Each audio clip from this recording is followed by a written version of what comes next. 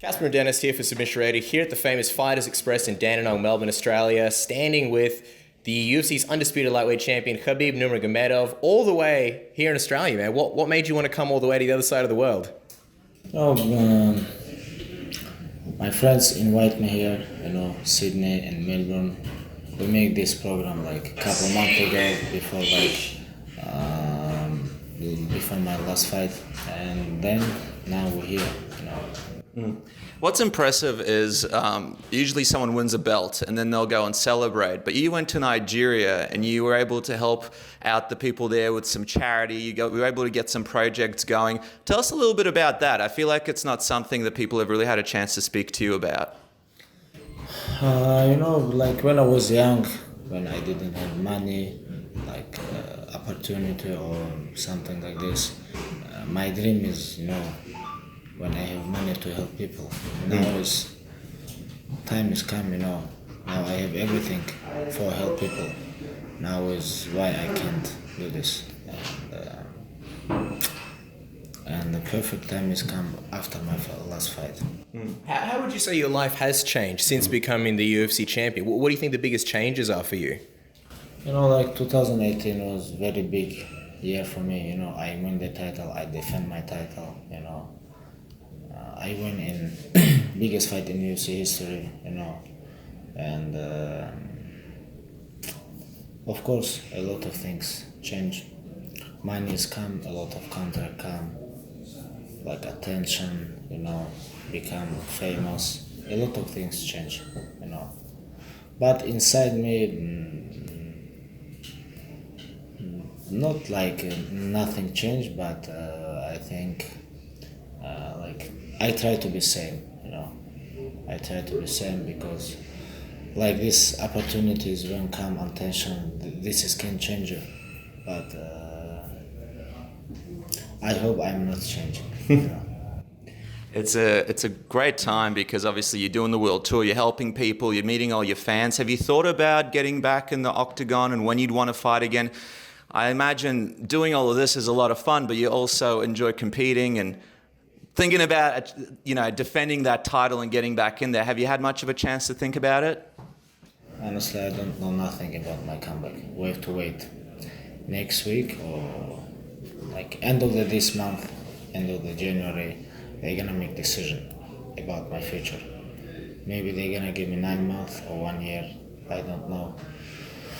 And we'll see when they make decision how many months they're gonna give me suspension, and then we're gonna make a plan. Right now we don't know nothing. Your coach Javier Mendez recently spoke about, depending on what happens with the commission, he'd like to see potentially the Conor McGregor rematch.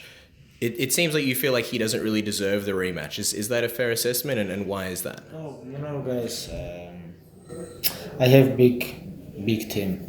My father, Javier Mendez, my management, and everybody think a little bit different, It's like if you talk about my father think different, Javier think different, my management think different, but when athletic commission gonna make decision, we're gonna sit with my old team and make decision what I'm gonna do next. But right now, it's if you guys ask me, of course he not deserve title shot, rematch Conor because he lose, he tap, and it wasn't close fight. I dominate him everywhere in every aspect, and I beat him. Like I told, I smashed him. And why we need rematch? When we were in Sydney last year, we caught up with George St Pierre, and he was talking about how much of a fan of you he is and how he'd consider coming back for a fight if you beat Conor McGregor. And now that that's happened, have you thought much about that George St Pierre fight? And is that a fight that would be one of the top fights that you'd sort of look towards if you were to come back and everything would work out with the commission and everything sort of planned out perfectly? George St Pierre is very big name. Opponent is very tough opponent. He's a little bit bigger than me, and and if we're gonna fight, we have to fight in 155. Because 170 he's gonna be a little bit bigger than me. And for me, it's like smart decision is take him to 155. And yes, he's very big challenge for me. Like for my legacy, I can. It's very good matchup for legacy, for fans, for money, for everywhere, you know. And I don't know about his future, about his plan, but I respect him. My opinion, he's the greatest athlete who ever competed in UFC, and because he championed like inside the cage and outside the cage too. And we'll see. But if you ask me about George St Pierre, of course I'm interested on this match. People are talking about maybe a 165-pound division. Would you ever consider fighting GSP at 165? Because then you could win another belt and potentially have, be a two-divisional champion. Would you be open to that, or you think 155 is the most fair? I like more than 165. I like 155, honestly. But 165 is gonna be very good weight, I think. Like a lot of famous fighters can move to 165. Like if you talk about like Cowboy, St Pierre, like Diaz, like Ferguson, Kevin Lee, like a lot of guys can move to 165, and maybe UFC can make Grand Prix there, and it's gonna be very interesting Grand Prix. But this is not my job. This is not my decision, My job is defend my title in 155. I'm champion in 155, and Well, speaking of Diaz, it looks like he was trying to rile up old stories with you on social media the other week. What was your reaction to that? A lot of people believe that was just his attempt at trying to get a title shot with you next. No, like people forget about him. That's why he tried to be on media, like try to trash talking, something like this. We all know about him, everything. How many times he lose? Like 12 or 11? Everybody, all top fighters beat him. All top, like Rory McDonald, Benson Henderson, like Dos Anjos, Conor. Everybody beat him. Like forget about him. Your father spoke about how potentially you may only have about 3 fights left before you finish your competitive career. How much truth is that, would you say, and how many fights would you like to fight more? Do you think you might retire after 3 fights? I don't know right now.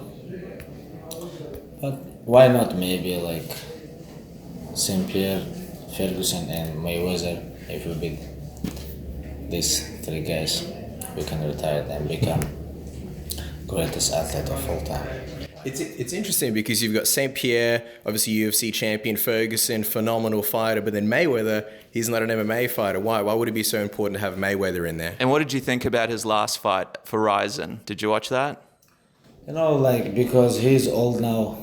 If you talk about like if I'm gonna compete with young lions in boxing, of course it's gonna be very tough for me.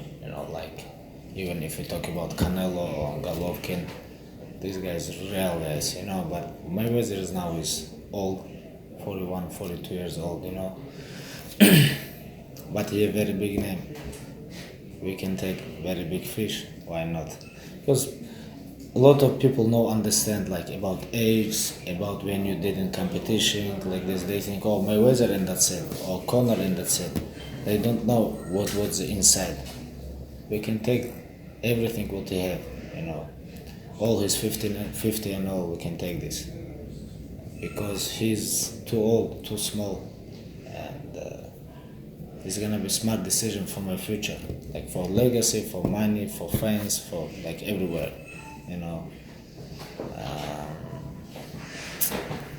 Something like this. All right, well, we appreciate the time. Enjoy Australia, and thank you so much for speaking to us today.